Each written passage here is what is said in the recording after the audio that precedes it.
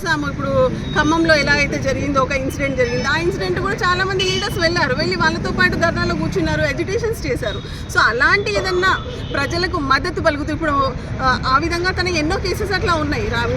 నేను I will give you the list also. అవన్నీ ఏంటంటే ఓన్లీ అజిటేషన్కి సంబంధించిన కేసులే. ఏదైనా కూడా ఏదో మద్దతుగా వెళ్ళినప్పుడు ప్రజల కోసం మద్దతుగా వెళ్ళిన కానీ వ్యక్తిగతంగా ఎలాంటి కూడా ఆయన ఇండివిజువాలిటీ కోసము ఏమైనా క్రైమ్ చేసిన కేసులు అవి కానే కాదు. ఆ విషయాన్ని కూడా కోర్టులో చెప్పాము చాలా క్లియర్గా. అందులో ఆల్రెడీ ఏ సెక్షన్ కింద రిజిస్టర్ ఉన్నాయి.